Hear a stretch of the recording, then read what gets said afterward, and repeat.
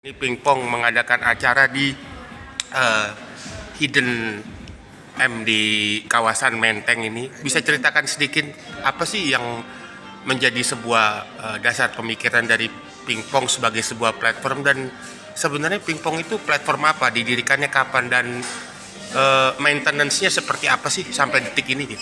Oke, jadi untuk Pingpong Payments ini didirikan di tahun 2015. Tahun 2015, tapi kita masuk ke market Indonesia itu baru sekitar setahun, jadi masih tergolong sangat baru. Nah, kita ini beranjak dari melihat pain point dari customer kita yang punya kebutuhan melakukan cross border payment, tapi saat ini dengan metode pembayaran yang ada belum bisa memenuhi secara ideal kebutuhan atau mensolusikan pain point mereka, problem mereka. Pain point. Jadi di situ kita mencari market gap-nya, dan ternyata ada.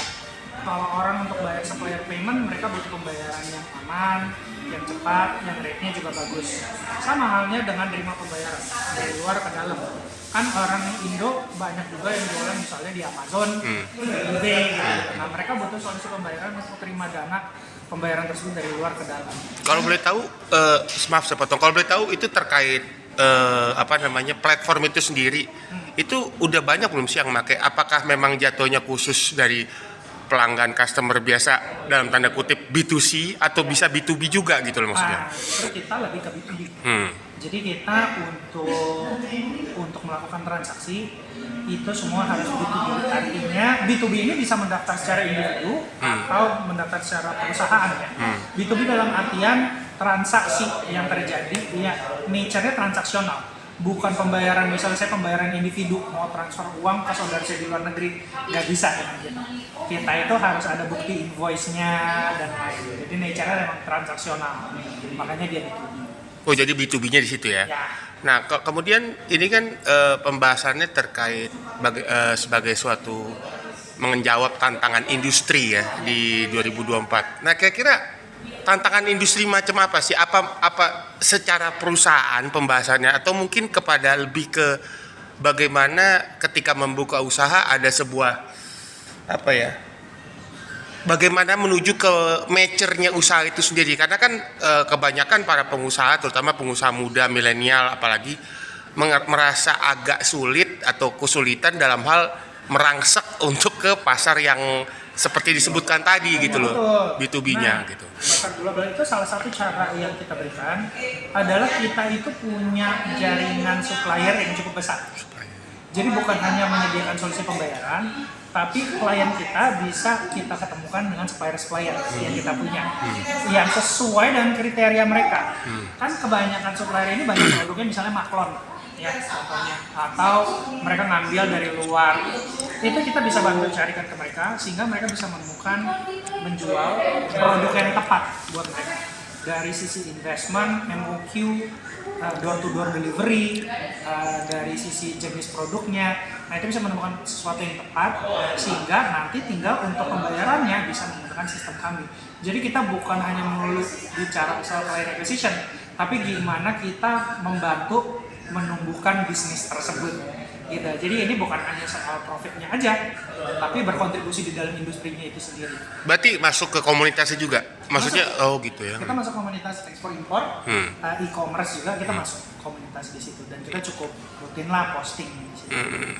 Gitu. Kalau boleh tahu untuk acara ini pembicaranya siapa aja sih? Pembicaranya ini ya salah satunya saya, lalu ada CEO dari Desti, ada CEO dari Free Times, lalu ada Strategic Partnership Manager dari Slickflow, CEO dari Indonesia E-commerce Hub, dan Head of Business Development dari Big Seller. Kalau sekarang ini kendalanya masih apa? Kendalanya apa sih Pak? Kendala dalam hal e-commerce, terutama B2B-nya gitu loh. Kendala itu tantangannya tuh banyak banget sebenarnya. Mulai dari store management, pengelolaan toko, pengelolaan stok, digital marketing, mendapatkan kepercayaan pelanggan contohnya. Lalu gimana kita bisa berpikiran global. Kita ini kan sebenarnya Indo itu kebanyakan sellernya masih berpikiran misalnya impor lalu kita jual di sini. Tapi kan sebenarnya mungkin kalau kita bicara devisa negara deh, ya ekspor. cross border commerce di situ. Nah, disitulah kita bisa juga membantu melalui sistem pembayaran kami. Jadi orang yang mau jualan di luar nggak perlu pusing lagi dengan penarikan dananya, bisa melalui Pinkpong. Nah, Kalau boleh tahu, maaf, terkait ini kan kebanyakan untuk yang pembayaran luar ini ada sedikit trouble ya, terutama kayak contoh seperti kita ketahui bersama kayak PayPal, Ya. itu agak sedikit trouble untuk Ya. yang baik dari domestik keluar maupun dari luar ke domestik. Nah, apa sih yang menjadi sebuah solusi yang diberikan oleh Pinkpong sehingga hal-hal seperti ini terutama dalam sistem pembayaran melalui PayPal ini bisa teratasi gitu loh. Kan ini salah satu metode yang banyak digunakan juga gitu loh. pertama karena dari segi biaya kita cukup kompetitif. Dari segi rate valuta asing kita juga sangat kompetitif. Kita bisa lebih rendah sampai 10 poin dengan kompetitor. Lalu kita juga tergolong aman.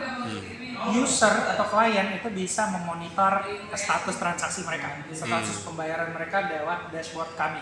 Seperti itu. Real time nggak memonitornya? Bisa real time. Dan kalaupun misalnya terjadi pembayaran ke negara tujuan ditolak, itu kita bisa refund. Kita bisa refund sampai 100%. Seperti itu. Gitu. Jadi itu beberapa hal-hal yang bisa kita tackle terkait dengan kendala-kendala pembayaran. Seperti itu. Prosesnya juga, ya kalau proses saya nggak bisa bilang yang paling simple. Tapi kita memastikan bahwa semua sudah sesuai dengan compliance, kepatuhan. Compliance work-nya ada ya? Ya, Kalau boleh tahu untuk yang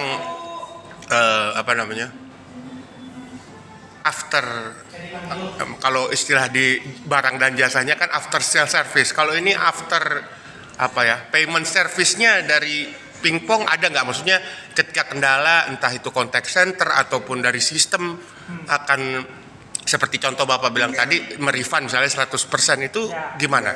kita ada service quality juga. Service quality ada ya? Kalau misalnya emang after sales lah kita bilang.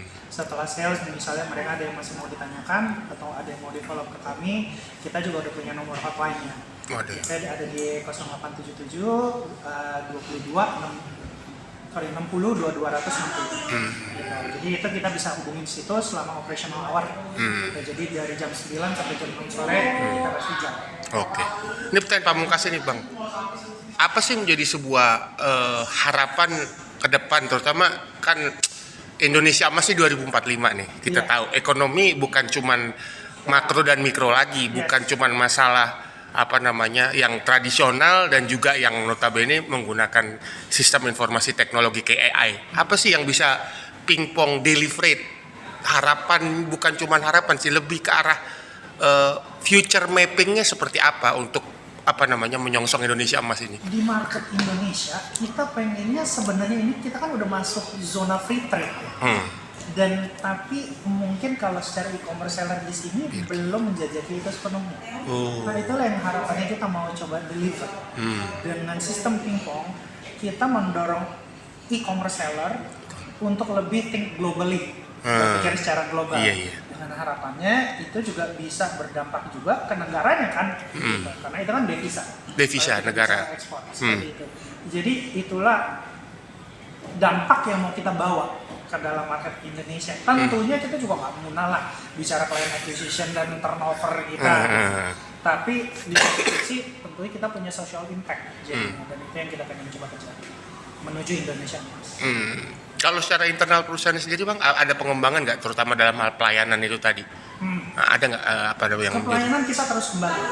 Satu contoh buktinya adalah kita sekarang kerjasama dengan Seaflow untuk CRM, Customer Relationship Management, supaya kita bisa cepat tanggap terhadap customer complaint, misalnya ada, kita bisa cepat respon terhadap customer inquiry, dan misalnya ticketing, dan juga untuk integrate platform yang kita punya yang bisa menjemput atau menanggapi pertanyaan-pertanyaan dan tanggapan dari customer. Oke, siap. Terima kasih banyak ya Bang. Terima kasih banyak. Oke.